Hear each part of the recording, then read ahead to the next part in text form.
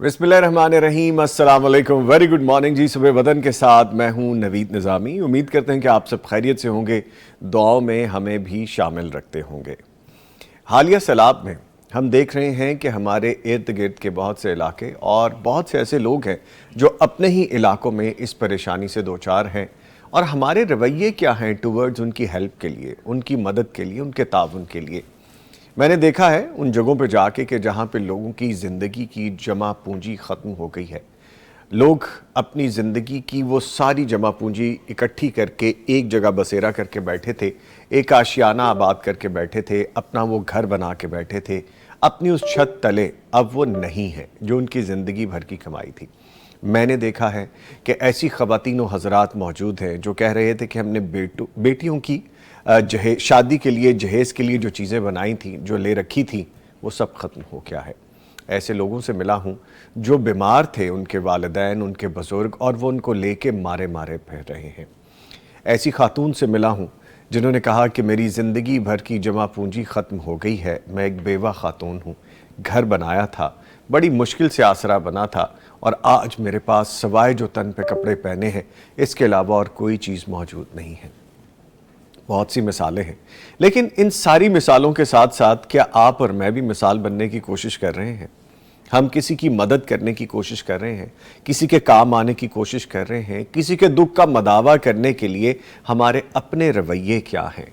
क्या आप और मैं ख़ास तौर पे अपने घर से निकले हैं और किसी ऐसे की मदद को पहुँचे हैं कि जो हमारा जानने वाला नहीं है, जिससे हमारा खून का रिश्ता नहीं है, लेकिन हम उस तक पहुँचे हैं कि ये सैलाब ज़दगान में से है। किसी एक के हम ऐसे काम आए हैं कि जाके खामोशी से उसकी कोई ऐसी मदद कर दी है कि शायद उसके चंद दिन सुकून से गुजर सकें। ऐसा तो मुमकिन नहीं है कि जिसकी ज़िंदगी की जमा पूंजी ख़त्म हो गई हो उसको चंद दिन हम सुकून के दे सकें, लेकिन हम कहीं ना कहीं तो मदद कर सकते हैं।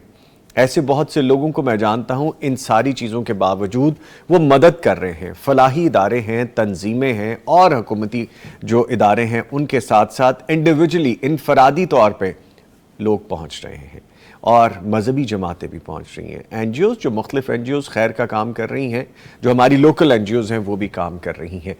हमने आज बात भी इस पे करनी है, और मैं आज सारे रास्ते यही सोचता आया हूँ कि जब आज सुबह सवेरे लाहौर में रात गए से इतनी शदीद मूसलाधार बारिश है, जिन लोगों ने करोड़ों लगा के अपनी ज़िंदगी भर का इकट्ठा करके जो भी उनके पास था साइबान बनाया था, आज वो भी उनके सर पे नहीं है, और वो खैमा बस्तियों में रह रहे हैं, टेंट्स में रह रहे हैं, स्कूल्स में रह रहे हैं, मदारस में रह रहे हैं, किसी ऐसी जगह पे जहाँ पे किसी ने उनको शेल्टर दे दिया है, वहाँ पे रह रहे हैं। एक चीज़ और भी देखने में आ रही है, रिपोर्टिंग हो रही है, ऐसी चीज़ों के बारे में खबरें आ रही हैं कि लोग, इन लोगों को भी नहीं बख्श रहे। ऐसे अनासिर जो इन हालात में भी लोगों को तकलीफ पहुंचाने से बाज नहीं आते, उनकी भी कोई चीज़ें उठाई जा रही हैं।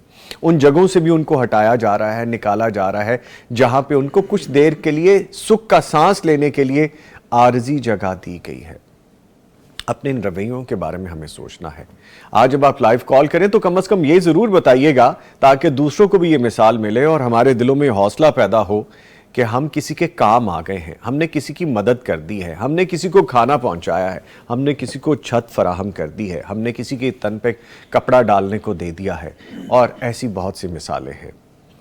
इस पर हम बात भी करेंगे। आज सुबह सवेरे इस बात से आगाज़ करते हुए मैं सारे रास्ते जो चीज़ सोचता आया हूँ उसी पे हमने बात करनी है, और उसी से मैंने आगाज़ भी किया है। प्रोग्राम का फॉर्मेट आपको बताता चलूँ, तिलावत कुरान करीम से आगाज़ किया जाता है। आज का करने का काम, आज का वजीफ़ा आपको बताया जाता है, आज की किताब के बारे में आपको बताया जाता है, और फिर हमारा जो मौजू होता है उस पर हम डिस्कस करते हैं। आज हमारा मौजू, जो कि हालिया दिनों का मौजू है, सैलाब और हमारे रवैये, इस पे हम बात करेंगे। मुख्तलिफ मेहमानों को हम लाइन अप करते रहेंगे, और आज आपका वो सेगमेंट जिसके बारे में आप मुझसे पूछते हैं, जिसके बारे में आप मैसेजेस करते हैं, ख्वाबों की ताबीर, वो भी रख छोड़ा है कि आप उसके बारे में भी जान सकेंगे और ख्वाबों की ताबीर आपको बताई जाएगी। मुअज़्ज़ज़ मेहमानों के बारे में पहले आपको तारुफ करवा दूं जो स्टूडियोज़ में मौजूद हैं। तिलावत कुरान करीम के लिए क़ारी अनायतुल्लाह साहब तशरीफ़ ला चुके हैं स्टूडियोज़ में, इनको खुश आमदीद कहेंगे। क़ारी साहब अस्सलाम वालेकुम।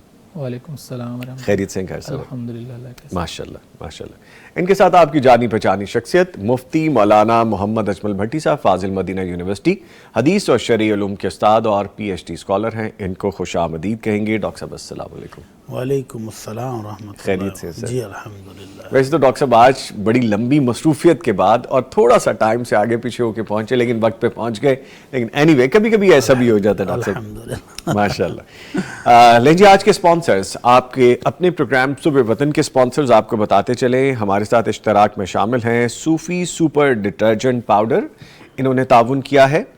سلوا banaspati and cooking oil, Naimat banaspati and cooking oil, Hussain Habib trading private limited, اور ان کے ساتھ اشتراک میں شامل ہیں دارالسلام انٹرنیشنل. ان تمام کے تعاون سے صبح وطن پروگرام آپ تک پہنچایا جا رہا ہے. اس کے ساتھ آپ کو یہ بھی بتاتے چلیں کہ صبح وطن پروگرام میں آپ نے اگر لائیو کال کرنی ہے تو لائیو کال کرنے کا طریقہ اب تک آپ جان چکے ہیں کہ آپ نے ہمارے اس نمبر پہ ڈائل کرنا ہے. ہمارا نمبر ہے 042111700 یعنی 042111700 اور 000. واٹس ایپ نمبر آپ کو بتاتے چلیں جس پہ آپ نے آڈیو اور ریٹن میسج بھیجنا ہے، وہ ہے 0321565200 یعنی 0321565200. خوابوں کی تعبیر کے حوالے سے واٹس ایپ نمبر نوٹ کر لیجئے 0321024100 یعنی 0321024100. اس پہ آپ اپنے خوابوں کی تعبیر کے آڈیو اور ریٹن میسیجز بھیج سکتے ہیں. ایک گزارش اور آپ سے کرتا چلوں، مجھے خوابوں کی تعبیر بتانی نہیں آتی، شرعی سوالات کے جوابات بھی میں نہیں بتا سکتا. یہ سب کام کر سکتے ہیں مفتیان کرام اور ہمارے جو معبر حضرات ہیں وہ بتا سکتے ہیں. ہاشم یزمانی صاحب یا ڈاکٹر مفتی مولانا محمد اجمل بھٹی صاحب یا ایسی مفتیان کرام وہ بتاتے ہیں. آپ اس کو روڈ نہ سمجھا کریں، آپ یہ نہ سمجھا کریں کہ میں کوئی مغرور انسان ہوں. میں بڑا عاجز انسان ہوں. جب آپ میرے فیس بک پہ یا ویسے مجھے پرسنل میں ان باکس میں کوئی میسیجز کرتے ہیں اور پھر لکھتے ہیں اتنا غرور کس بات کا ہے، نا جواب دینا آپ کیوں اس، تو جب ایک چیز مجھے آتی نہیں میں آپ کو کیسے بتا سکتا ہوں. ہاں میں آپ کو نمبر ضرور فارورڈ کر دیتا ہوں. ہاشم یزمانی صاحب کا ہمارا آفیشیل نمبر، یا مفتی صاحب کو میں ریکویسٹ کر دیتا ہوں، وہ آپ کے سوالات کے جوابات دے دیتے ہیں. تو تھوڑا سا کوشچن ہمیں دے دیا کرے. میں تو خود اسٹوڈنٹ آدمی ہوں، تعلیم حاصل کر رہا ہوں، طالب علم ہوں میں. اینی وے آگے بڑھتے ہیں اور قاری صاحب سے گزارش کرتے ہیں تلاوت قرآن کریم سے آغاز کیجیے. اعوذ باللہ من الشیطان الرجیم،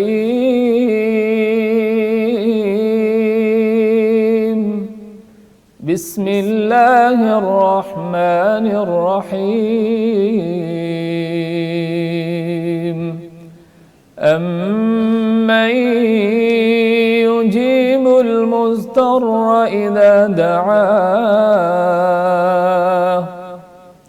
إذا دعاه ويكشف السوء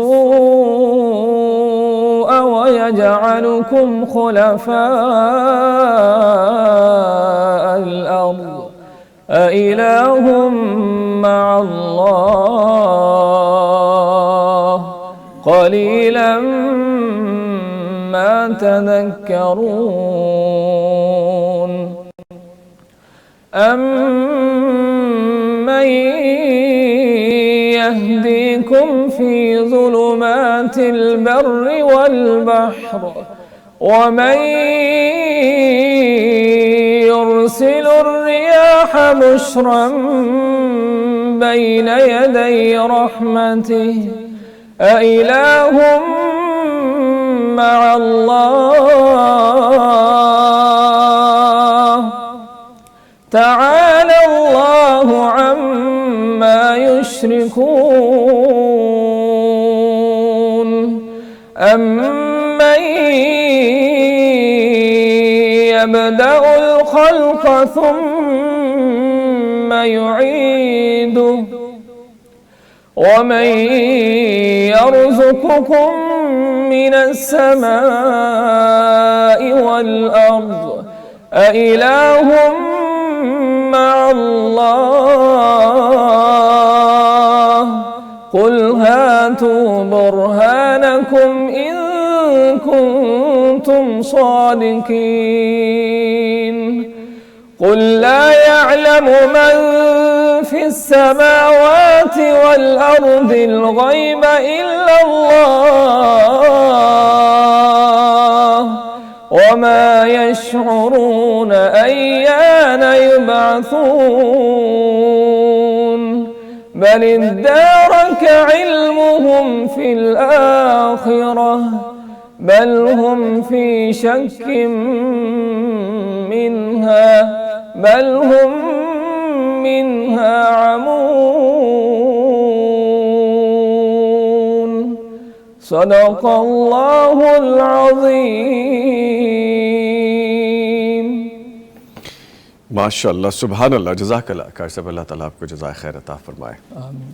آمین۔ مفتی صاحب خلاصہ بیان کیجیے پلیز۔ بسم اللہ الرحمن الرحیم، الحمدللہ رب العالمین، والصلاة والسلام علی اشرف الانبیاء والمرسلین، اما بعد۔ نظامی بھائی قاری صاحب کی خوبصورت تلاوت کا مفہوم اور مطلب یہ ہے کہ اللہ رب العزت پہلی آیات میں یہ پوچھ رہے ہیں، یہ سمجھانے کا ایک انداز ہے کہ انسانیت سمجھ جائے۔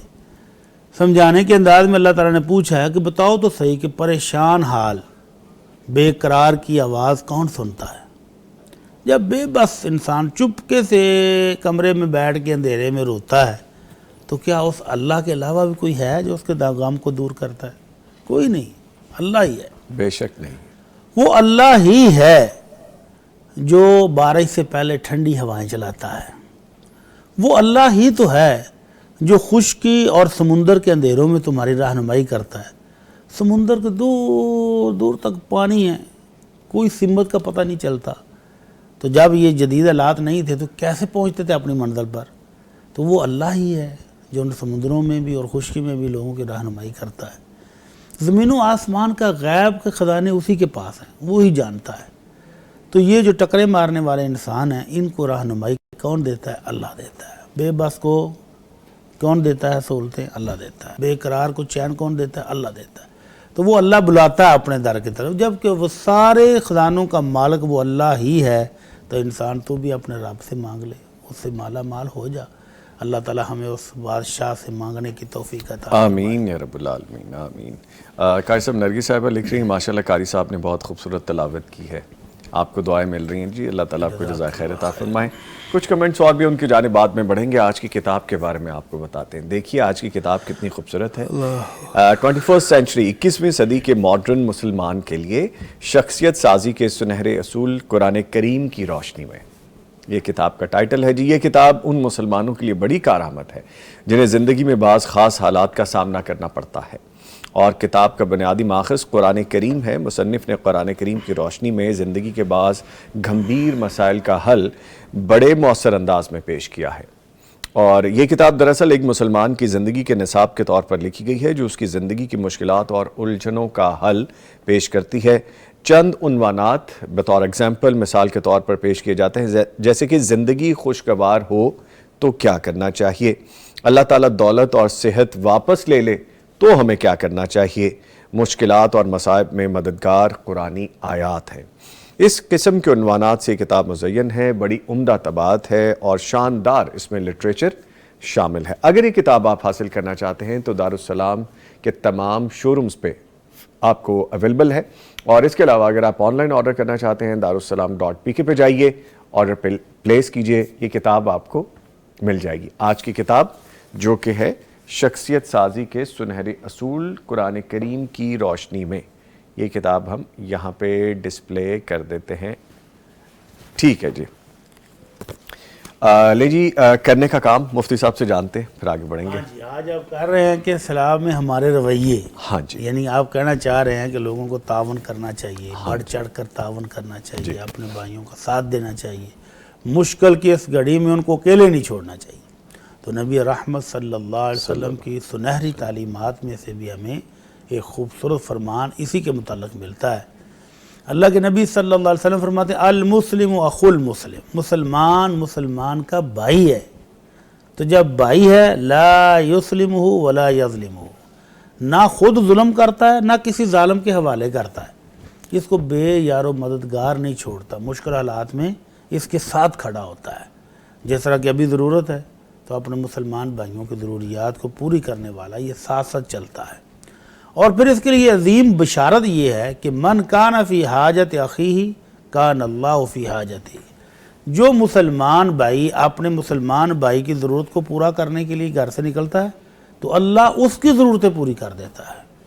ومن فرج قربۃ عن مسلم فرج اللہ بہا عنہ قربۃ من قربات الیوم القیامہ، اور جو کسی مسلمان کی کوئی ایک تکلیف، کوئی ایک تنگی، کوئی ایک مشکل دور کرتا ہے تو اللہ قیامت کے مشکلات میں سے اس کی مشکلات کو دور کر دے گا۔ ومن ستر مسلمن ستر اللہ یوم القیامہ، اور جو مسلمان کی پردہ پوشی کرتا ہے، اس کے عیب چھپا لیتا ہے، تو اللہ قیامت والے دن اس کے عیبوں کو چھپا لے گا۔ اتنا بڑا شاندار پیکج ہے مسلمان کے لیے، اور آج کل تو موسم ہے، ضرورت ہے، وقت ہے، حالات ہیں، تو آپ بڑھ چڑھ کر اپنے مسلمان بھائیوں کی مدد بھی کریں اور ان کا ساتھ بھی دیں، اور اس غم کی گھڑی میں، اس تکلیف کی گھڑی میں ان کو اکیلا نہ چھوڑیں، تو اللہ تعالیٰ آپ کی مدد کرے گا، آپ پر اپنی رحمتیں نازل فرمائے گا، اور قیامت والے دن آپ کو برکتوں سے نوازے گا انشاءاللہ۔ انشاءاللہ تعالیٰ۔ ٹھیک ہے مفتی صاحب، شکریہ۔ کچھ کمنٹس ہیں۔ نرگس صاحب ہمیں السلام علیکم لکھ رہی ہیں، جی وعلیکم السلام، اور ہمیں ایک اور آئی ڈی ہے اٹس آشی، وہ بھی ہمیں لکھ رہی ہیں السلام علیکم۔ علینا آگے انہوں نے نام لکھا ہے، جی وعلیکم السلام۔ کویشچنز ہیں، نرگس صاحب پوچھتے ہیں، بھائی میرا مفتی صاحب سے پوچھنا ہے کہ میں تہجد کے 8 نفل اور 3 وتر پڑھتی ہوں، تو کسی نے کہا ہے کہ مخصوص ہے تہجد کی نماز، مخصوص نہیں پڑھنی چاہیے، اس میں کوئی حقیقت ہے؟ دو چیزیں ایک ہی سوال میں ہیں۔ ایک طرف کہہ رہے ہیں کہ کچھ لوگ کہتے ہیں کہ مخصوص ہے بس وہی پڑھنی چاہیے، کچھ کہتے ہیں کہ مخصوص نہیں ہے اور ایسے نہیں پڑھنی چاہیے، اس میں کیا نہیں، حقیقت اللہ ہے؟ کے نبی صلی اللہ علیہ وسلم نے تہجد کی 11 رکعت ہی پڑھی ہیں۔ جی 8 رکعت نفل اور 3 وتر پڑھ لیں، یا 10 نفل پڑھ کے 1 وتر پڑھ لیں، تو یہ مخصوص ہے۔ تہجد کی رکعتیں تو مخصوص ہیں۔ اللہ کے نبی صلی اللہ علیہ وسلم کی تہجد کے بارے میں ام المومنین عائشہ رضی اللہ عنہا فرماتی ہیں کہ اللہ کے نبی صلی اللہ علیہ وسلم نے رمضان اور رمضان کے علاوہ 11 مہینے میں سارا سال یعنی 11 رکعت ہی آپ پڑھتے تھے۔ ٹھیک ٹھیک 11 رکعتیں پڑھنا تہجد کے ساتھ خاص ہے، پڑھیں، اللہ تعالیٰ ٹھیک۔ برکت دے۔ ٹھیک ہے، آگے علینا صاحبہ لکھتی ہیں کہ بھائی بھٹی صاحب سے میرا سوال ہے کہ میرے شوہر کو بہت پسند ہے کہ میں نیلز رکھوں، تو کیا میں ان کی خوشی کے لیے لمبے ناخن رکھ سکتی ہوں؟ اللہ کے نبی صلی اللہ علیہ وسلم کا حکم ہے کہ لا طاعت لمخلوق فی معصیت الخالق، جہاں اللہ کی نافرمانی ہوتی ہو وہاں مخلوق کی بات نہیں مانی جائے گی۔ ٹھیک، اللہ کی پسند، اللہ کی رضا کو مقدم رکھا جائے گا، اس کے حکم کو مقدم رکھا جائے گا۔ تو اللہ کے نبی صلی اللہ علیہ وسلم کا حکم ہے کہ اپنے ناخن، اپنے غیر ضروری بال، خاص طور پر مردوں کی مونچھیں اور زیر ناف بال، اسی طرح خواتین کی زیر ناف صفائی اور باج ناخن جو ہے، ان کو 40 دن سے زیادہ نہیں رکھ سکتے۔ ٹھیک، اگر خامد کو بہت پسند ہے تو 40 دن کے اندر اندر آپ ان کو کاٹنا بھی ہے۔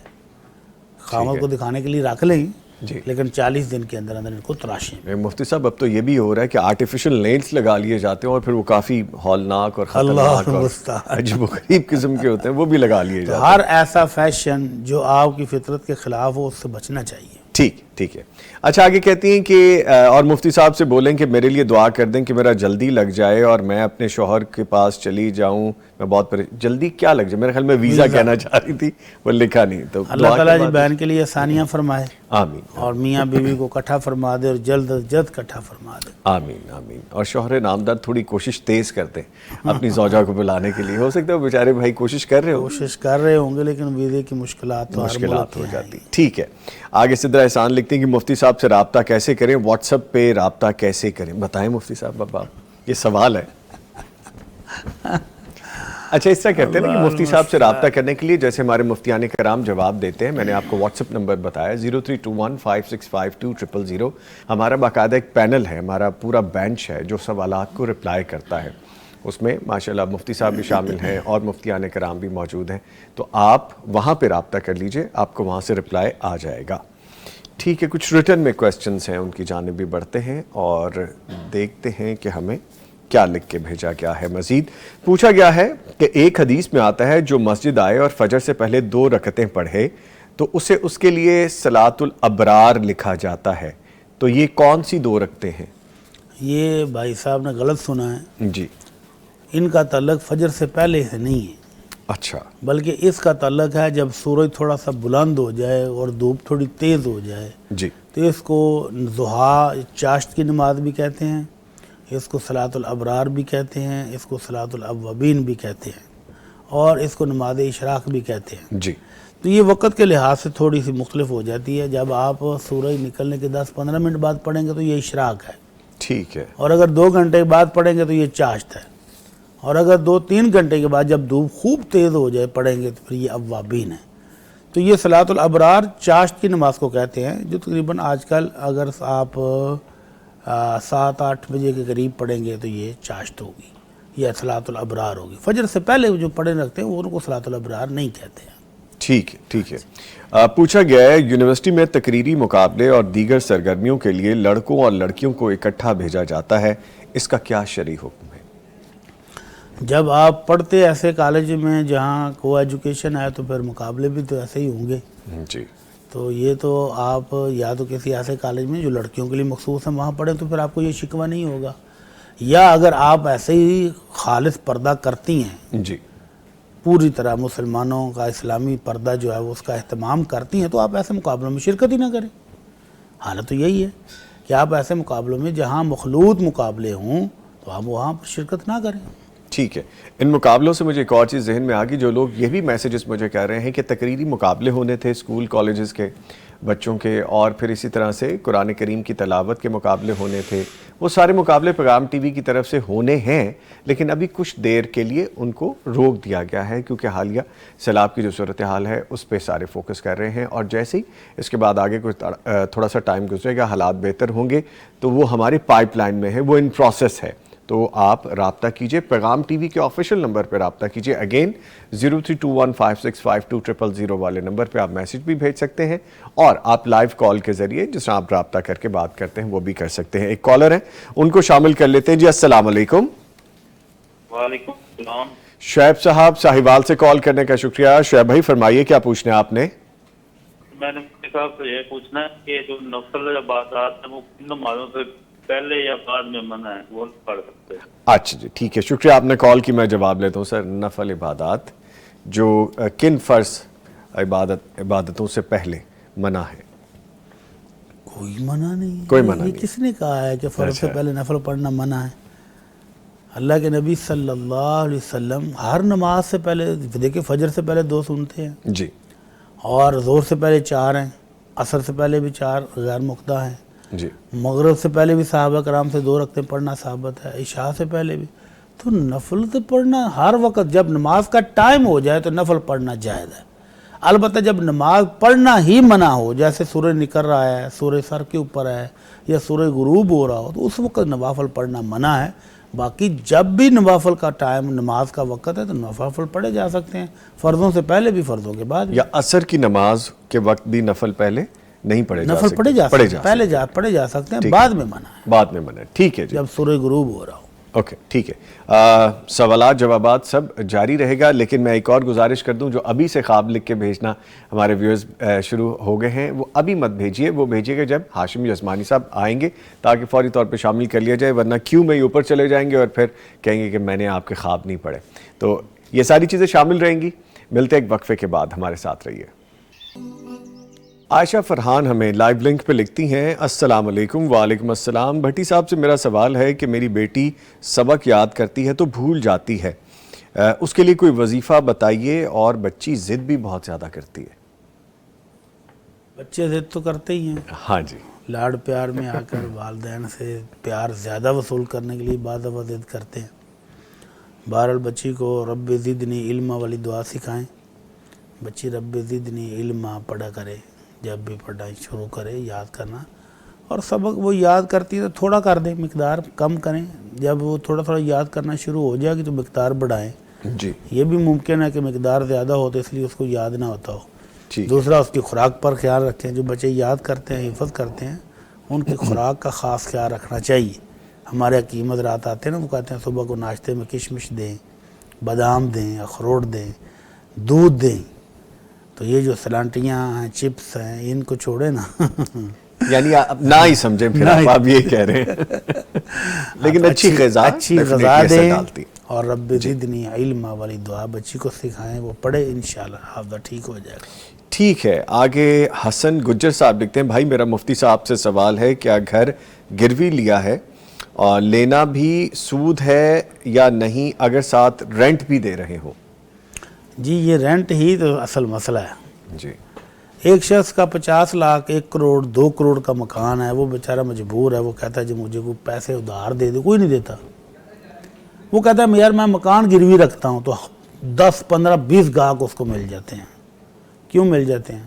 کیونکہ وہی مکان 10 لاکھ میں مل رہا ہے جو 2 کروڑ کا تھا. وہ گروی والے کو بیچارے کو ضرورت اتنی ہے کہ وہ کہتا ہے مجھے 10 لاکھ دے دو 15 لاکھ دے دو اور میرا مکان لے لو. اب وہ اسلامی ٹچ دیتے ہیں نا, جی کہتے ہیں جی یہ گروی رکھ کے آپ اس میں رہائش رکھو گے تو یہ آپ سود ہوگا, تو لہذا آپ اس کو کرایہ دے دو. کرایہ کتنا؟ 1000 روپے مہینہ. اچھا سبحان اللہ, 5 مرلے مکان کا کرایہ آج کل 1000 روپے. ہمارے ادھر تو لاکھ روپے چل رہے ہیں. میرے نیبر میں لاکھ روپے چل رہے ہیں.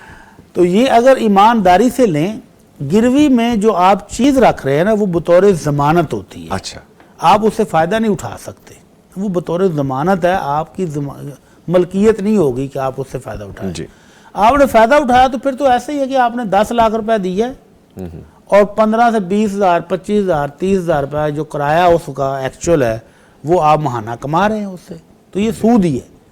اور اگر آپ اس کو کرایہ دینا چاہیں تو پھر وہ کرایہ دیں جو مارکیٹ ویلیو کے مطابق ہو, اور جتنا کرایہ آپ اس کو دیں گے اس کو مائنس کرتے جائیں. جب اس کی اثر رقم پوری ہو جائے تو اس کو مکان واپس کر دیں, پھر ٹھیک ہے.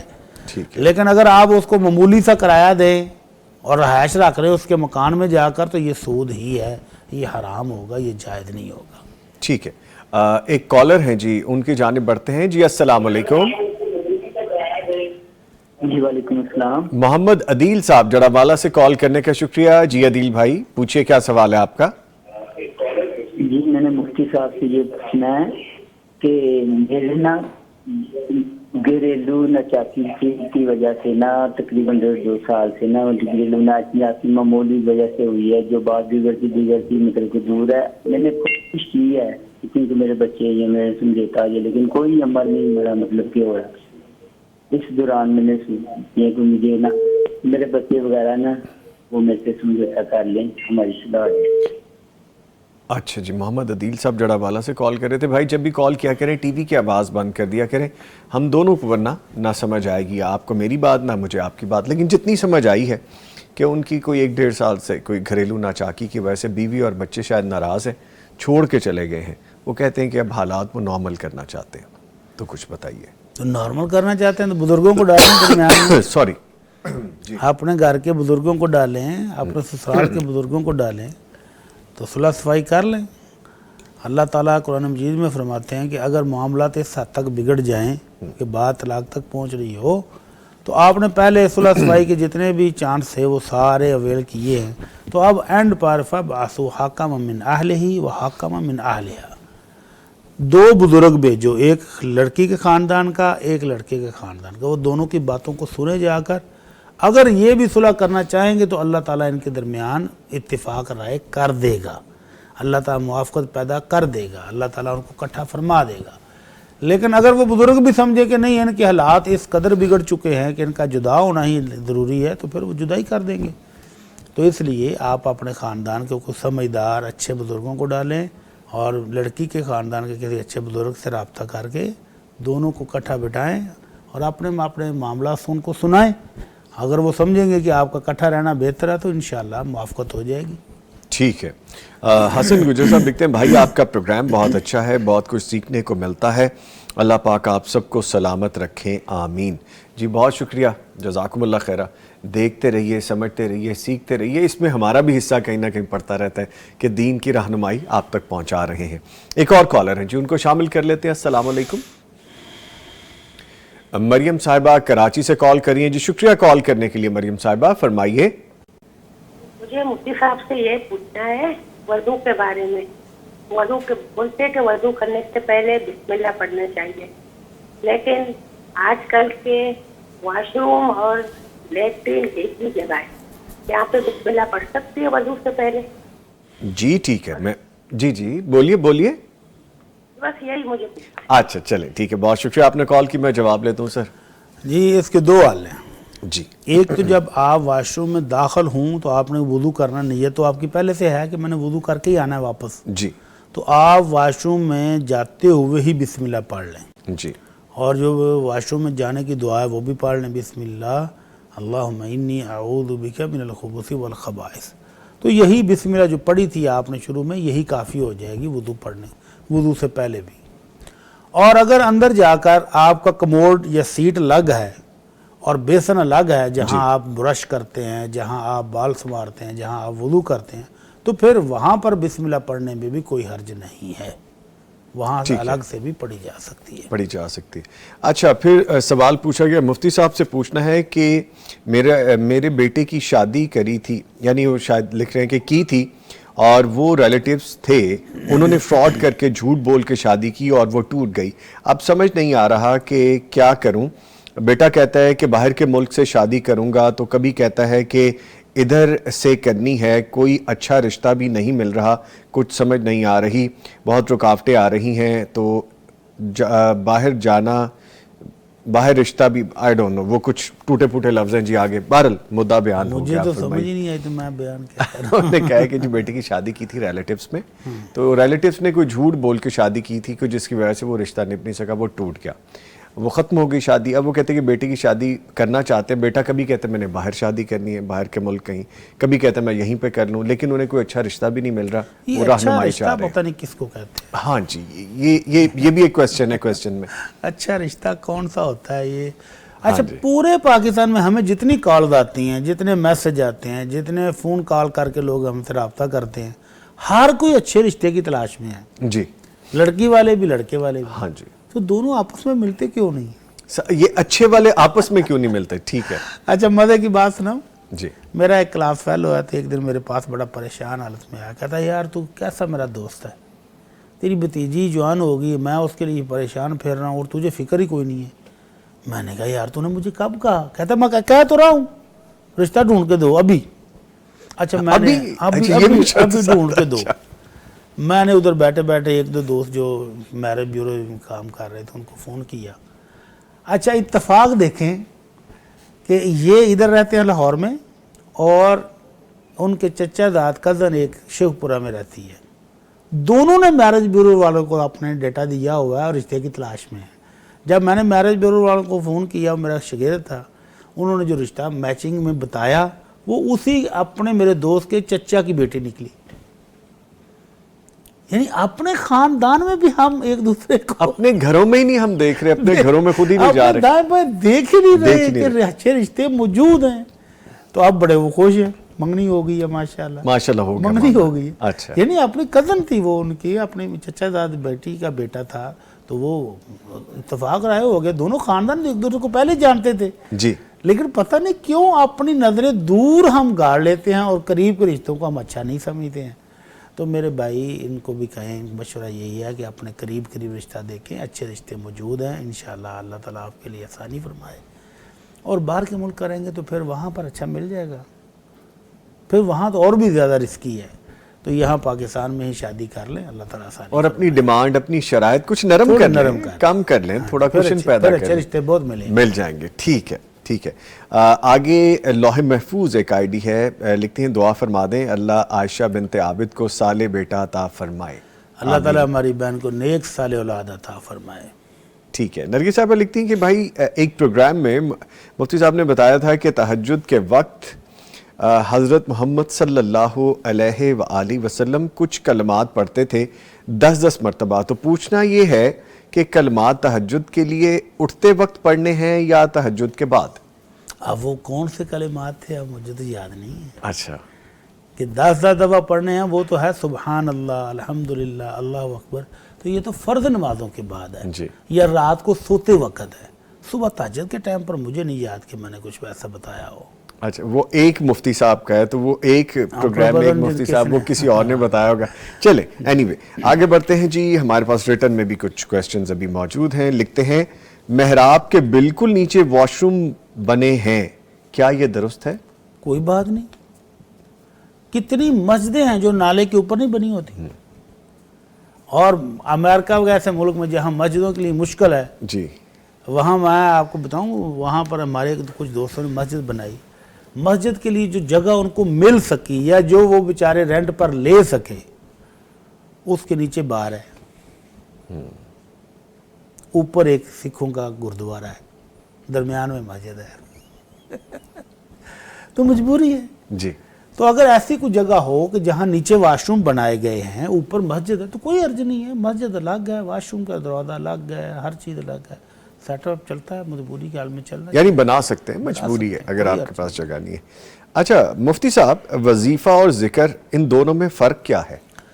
کچھ بھی فرق نہیں ہے. ذکر ہی کو وظیفہ کہتے ہیں اور وظیفے کو ہی ذکر کہتے ہیں. وہ کلمات جن کے ساتھ آپ اللہ کا ذکر کریں, اور وظیفہ وہ ہو جاتا ہے جس کو آپ کسی مقصد کے حصول کے لیے پڑھیں, جی. کہ میرا یہ کام ہو جائے, یہ ہو جائے, یہ, اس کو ہم وظیفہ کو عموماً کہہ دیتے ہیں, اور ہوتا ہی اللہ کا ذکر ہی ہے.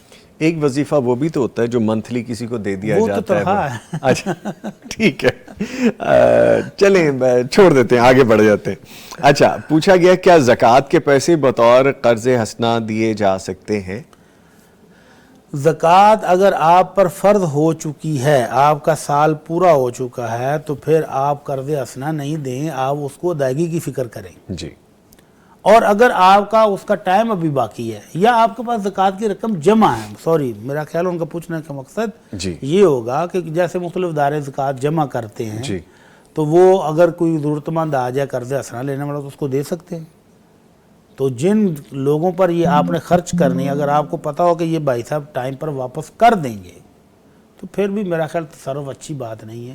زکوٰۃ جن کا حق ہے انہی پر خرچ کرنی چاہیے, اور اس طرح کے قرض حسنہ دینے والے چونچلے نہیں پالنے چاہیے. اگر نہیں ملیں گے تو پھر مثال کے طور پر ایک مدرسے کے متمم ہیں, تو اس نے بچوں کے لیے زکوٰۃ کٹھی کی ہے, اور کسی کو قرض حسنہ دے دیا, اور جب وقت پر نہیں ملیں گے تو بچوں کا تو سارا سسٹم ختم ہو جائے گا.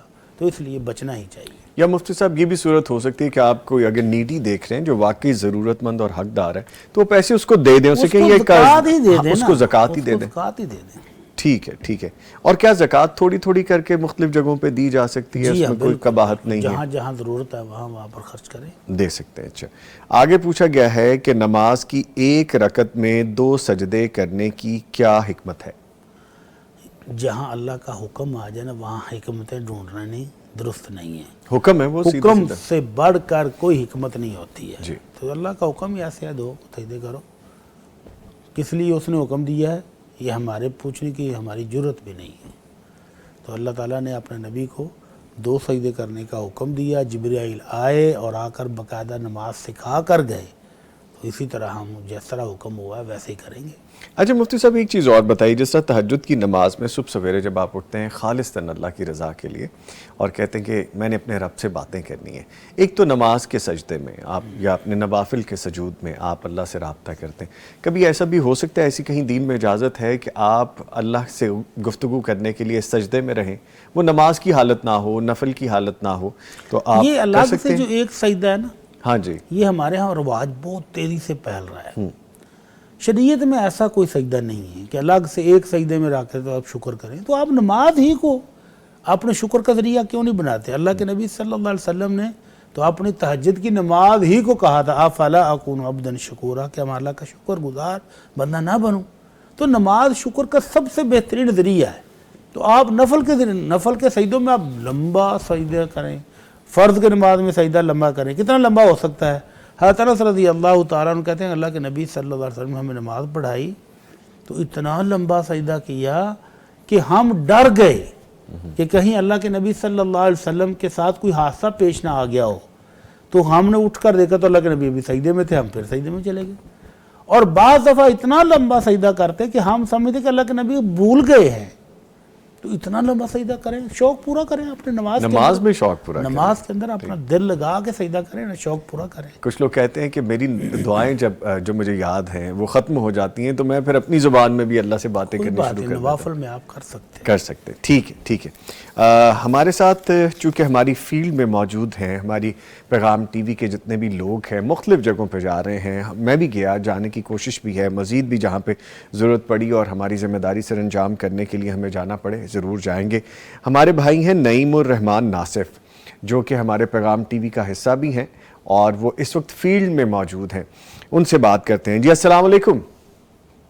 السلام, صاحب خیریت ہیں آپ؟ الحمدللہ. نعیم بھائی آج آپ یہاں پہ فزیکل تو ہمیں نہیں مل رہے لیکن ایسے ملاقات ہو رہی ہے, اللہ آپ کو اپنی امان میں رکھے.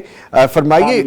آمین آمین. آپ ہیں, ہماری پوری پیغام کی ٹیم ہے, آپ لوگ اس وقت فیلڈ میں ہیں, آپ جہاں بھی جائیں سب سے پہلے تو میری طرف سے یہ بات ہے اپنے بھائیوں کو کہ اپنی سیکیورٹی اور اپنی احتیاط کے ساتھ جائیے، کیونکہ حالات کچھ بہتر نہیں ہے جن پانیوں میں آپ جا رہے ہیں۔ اللہ تعالیٰ آپ کو اپنی امان میں رکھے۔ نعیم بھائی یہ فرمائیے گا کہ اس وقت کہاں پہ موجود ہیں، حالات کیا ہیں؟ کیونکہ کل آپ قصور کی طرف روانہ ہو رہے تھے اور ہمیں معلوم ہے کہ آپ 2-3 دن وہاں پہ ہی ابھی رہیں گے، تو ابھی کی اپڈیٹس کیا ہیں؟ نظامی صاحب ایسا ہے کہ کل ہم قصور پہنچے جی قصور کا وہ علاقہ جو سب سے زیادہ ڈسٹرب ہوا اور جہاں سے انڈیا کا بالکل ساتھ والا حصہ تھا جی گنڈا سنگھ کے ساتھ ہے تلوار چوک جی وہاں پہ پہنچے تو وہاں صورتحال یہ تھی کہ کوئی 15 سے 20 گاؤں جو تھے وہ بالکل زیر آب تھے اور ان کا راستہ زمینی راستہ بالکل کٹا ہوا تھا لیکن یہ کہ ان کو لوگ گھروں سے نہیں نکلے، لوگ گھروں میں موجود تھے، ان کو بوٹ کے ذریعے جو ہے وہ کھانا بھی پہنچایا جا رہا تھا اور ان کو اگر ان کی کوئی نقل و حرکت کی ضرورت تھی تو وہ جو وہاں سے گاؤں سے باہر آنے والے لوگ تھے ان کو وہاں سے باہر لایا جا رہا تھا، جو باہر سے اندر جانے والے تھے تو وہ کیمپوں میں نہیں آ رہے تھے۔ وہاں ابھی بھی 15 سے 20 جو گاؤں تھے وہ زیر آب تھے۔ جی تو لوگ ابھی کیمپس میں ہی موجود ہیں، یا میں آپ کی فوٹیجز دیکھ رہا تھا جہاں پہ آپ کوریج کے لیے لوگوں کی مدد کے لیے جا رہے تھے، کیمپس کے علاوہ لوگ اپنے گھروں سے بھی نہیں جا رہے، ابھی اپنی جگہوں کو چھوڑ بھی نہیں رہے، کیا صورتحال ہے اس بارے میں؟ لوگ اصل میں گھروں کو اس لیے نہیں چھوڑتے، بعض لوگ تو یہ سمجھتے ہیں کہ ان کا جو مال مویشی ہے یا ان کے گھر ہیں وہ ان کو چھوڑنے پر تیار نہیں ہے۔ سو ایک ہے کہ جب وہ ان کو لگتا یہ ہے کہ جب ہم بستیوں میں جائیں گے اور کیمپوں میں جائیں گے تو وہاں پتہ نہیں کیسی صورتحال ہوگی، سو لوگ نہیں چھوڑ رہے۔ اور جو انتظامیہ کو لگتا ہے کہ جہاں پہ یعنی گھر نہ چھوڑنے کے باوجود بھی خطرہ تو بہت زیادہ نہیں ہے، مزید پانی آنے کا خطرہ نہیں ہے، الرٹ نہیں ہے، تو انتظامیہ بھی وہاں بہت سختی نہیں کر رہی۔ ٹھیک ہے، اچھا نعیم بھائی یہ بتائیے گا کہ آپ چونکہ براہ راست جو سیلاب سے متاثرہ علاقے ہیں، بہت زیادہ پانی کا ریلا جہاں سے گزرا ہے اور وہ آبادیوں میں گھس گیا ہے، فصلوں کو تباہ کر دیا ہے، مال مویشی کے بارے میں جیسے آپ بتا رہے ہیں، مقامی لوگ پریشان ہیں، تو وہاں کے اب کے جو موجودہ حالات ہیں وہ کیا ہیں؟ یہ جو قصور کی پٹی ہے وہاں اس وقت چیزیں کنٹرول میں ہیں۔ ہم نے دیکھا ہے کہ انتظامیہ الرٹ ہے، وہاں جو مختلف فلاحی تنظیمیں ہیں، اسلامی تنظیمیں ہیں، ان کے کیمپ لگے ہوئے ہیں، ان کی بوٹ چل رہی ہیں، وہ کھانا مہیا کر رہے ہیں، وہ لوگوں کو ریسکیو کر رہے ہیں، اور جو انتظامیہ ہے وہ بھی الرٹ ہے۔ تو وہاں ابھی تک انشاءاللہ تعالی یعنی جب ہم ابھی بات کر رہے ہیں تو یہ پچھلے دنوں سے لے کے ابھی تک کی کوئی ایسی سچویشن نہیں ہے کہ ہم کہیں کہ کوئی جانی نقصان ہو سکتا ہے یا کوئی بہت بڑا مالی نقصان ہو سکتا ہے۔ ٹھیک ہے، اچھا آپ اور میں جب ابھی 2 دن پہلے سیالکوٹ کی جانب رواں تھے اور وہاں کی جب ہم کوریج کر رہے تھے، وہاں پہ ہم نے دیکھا مخیر حضرات نے مثالیں قائم کی ہیں، اپنی جو ایسی جگہیں جو کہ کاروبار کے لیے ہیں وہ کھول دی ہیں ان لوگوں کے لیے جو اس وقت اس آفت کی زد میں ہیں۔ آپ جہاں پہ ہیں وہاں پہ لوگوں نے کیا کوئی ایسی حویلیاں، اپنے گوڈاؤنز جو اپنے گودام ہیں جہاں پہ سٹاک رکھ دیا جاتا ہے، جیسے کلچر ہے کہ اناج اکٹھا کرتے ہیں، لوگوں کو اپنی حویلیوں میں اپنے گھروں میں جگہ دینی شروع کی ہے، یا ان کو خوراک کے حوالے سے دروازے کھول دیے ہیں کہ جو خوراک آپ کو چاہیے آپ یہاں سے لے سکتے ہیں؟ جی بالکل ایسا ہوا ہے، وہاں ایسا ہوا کہ جو دیہات زیر آب تھے ان کے جو مقیم تھے ان کو جو ساتھ والے دیہات تھے جہاں پہ کوئی پانی نہیں آیا انہوں نے جگہ دی، انہوں نے لوگوں نے اپنے گھر کھولے ہیں ان کے لیے، اپنے ڈیرے کھولے ہیں، اپنے مکان ان کے لیے کھولے ہیں، تو وہ اپنے ساتھ والے جو ہمسائے گاؤں تھے وہاں پہ شفٹ ہو گئے ہوں گے۔ اسی طرح لاہور میں جب ہم تھے تو ہم نے یہاں بھی دیکھا کہ یہاں پہ لوگوں نے اپنی جو خالی جگہ پڑی ہوئی تھی وہ مختلف تنظیموں کو دے دی کہ آپ اپنی بستیاں یہاں قائم کر لیں۔ اسی طرح جو قریب کے اسکول تھے لوگوں نے اپنے اسکول دے دیے، ایک اسکول ہمیں لوگوں نے دکھایا کہ یہ اسکول جو ہے وہ ٹرپل سٹوری ہے اور یہ اسکول اس وقت یہاں پہ لوگ شیلٹر کے طور پہ اس کو استعمال کر رہے ہیں۔ اور یہ بھی بتایا کہ یہ جو سامنے کے گھر ہیں انہوں نے کہا جی یہ ہمارا اوپر کا پورشن لے لیں، یہ ہمارا خالی پڑا یہ مکان لے لیں، تو لوگوں نے گھر بھی دیے ہیں، لوگوں نے اسکول کھولے ہیں، لوگوں نے اپنے ڈیرے کھولے، تو الحمدللہ ایسا جا بجا موجود ہے۔ ماشاءاللہ ماشاءاللہ، ہم آج جیسے بات بھی اسی پہ کر رہے ہیں کہ ہمارے رویے کیا ہیں سیلاب متاثرین کے حوالے سے، تو یہ وہ رویے ہیں جن کو الیبریٹ کرنا ضروری ہے۔ یہ بھی بتائیے گا جو خود اس وقت سیلاب کو فیس کر رہے ہیں، جو متاثرین ہیں، ان کی اپنی اس وقت کیفیت یقیناً غم کی ہے، دکھ کی ہے، تکلیف کی ہے، کیا وہ صبر کرتے بھی نظر آتے ہیں؟ حوصلہ بھی کہیں نہ کہیں نظر آتا ہے ان میں؟ وہ کہتے کہ ٹھیک ہے جو ہونا تھا اللہ تعالیٰ کی طرف سے ہوا ہے لیکن صبر میں ہے، یا ابھی بھی ان میں خوف پایا جا رہا ہے کہ نہ جانے آگے کیا ہوگا؟ نہیں وہ بڑے حوصلے میں ہیں، ہم نے دیکھا ہے، اور مجھے بڑی خوشی ہوئی جب ہم نے لوگوں سے بات کی. ہم ایک ایک خیمے میں گئے، ایک ایک کیمپ میں گئے اور لوگوں سے پوچھا کہ کیا ہوا، کیسے ہوا، گھر کہاں تھا، کن مشکلات کا شکار ہیں، ابھی آپ کی کیا صورتحال ہے. آپ یقین کریے اب لوگ کہتے تھے ہم بڑے اطمینان سے ہیں، کوئی نہیں، الحمدللہ یہ اللہ کی طرف سے تھا سو ہو گیا، ہم یہاں موجود ہیں. میں ان سے پوچھتا تھا کھانا مل رہا ہے، کسی چیز کی ضرورت، کہتے تھے نہیں فلاں چیز چاہیے، اور کہتے تھے یہ موجود ہے. یعنی لوگوں میں بڑا شکر کا جذبہ. ایسا نہیں ہے کہ لوگ کہہ رہے ہوں کہ یار اب ہم چونکہ متاثرہ ہیں تو جو چیز آتی ہے آنے دیں، ایسا نہیں کر رہے تھے. وہ کہہ رہے تھے جو نہیں تھی تو کہتے تھے ہاں اگر یہ ہو جائے تو اچھا ہے، اور جو چیزیں تھیں ان کے بارے میں ان کا خیال یہ تھا کہ نہیں اس کی ضرورت نہیں ہے، یہ ہمارے پاس موجود ہے. یعنی ان کے شکر اور صبر کا جو ان کے پاس تھا، ان کا رویہ وہ بڑی خوش آئندہ تھا. اور جو باقی لوگ، یہ بات تھی کہ لوگوں کی طرف سے ہم نے دیکھا ہے لاہور میں خاص طور پہ گاڑیاں آتی تھیں، حالانکہ جو جنہوں نے کیمپ لگائے ہوئے تھے وہ کوشش کر رہے تھے کہ بنیادی چیزیں ساری پوری کریں. ان کو بچوں کے بسکٹ تک، اور بچوں کو وہ کمپنی دیتے تھے. وہ کہتے تھے کہ ہم رات کو 1 گھنٹہ ہر کیمپ میں جا کے بیٹھتے ہیں، ان سے بات کرتے ہیں، ان کو حوصلہ دیتے ہیں، ان کو یہ کہتے ہیں کہ جب آپ اپنے گھروں میں لوٹ جائیں گے تو ہم آپ کے پاس چائے پینے آئیں گے. ان کو ایزی کرنے کی کوشش، مورل سپورٹ بھی ساتھ ساتھ دے رہے ہیں. بڑی خوبصورت ایگزامپلز آپ بتا رہے ہیں. باوجود جو ہے وہ ہم دیکھتے تھے کہ ان کے باہر گاڑیاں کھڑی ہوتی تھی، لوگ جوک در جوک آ رہے تھے، کچھ سامان لے کے، کھانا لے کے، پکا ہوا کھانا لے کے. حالانکہ کیمپوں کے جو انتظامیہ تھی وہ کہہ رہی تھی پکا کھانا لے کے آئیں، یہ ضائع ہو جائے گا، جبکہ ہم ان کو پورا کر رہے ہیں. جب ہم مزید پکا ہوا لے کے آتے ہیں تو وہ ضائع ہو جائے گا. آپ کچھ چیز لے آئیں جو وہ رکھ بھی سکیں یا اگلے دن استعمال میں آ سکے، اس سے اگلے دن استعمال میں آ سکے.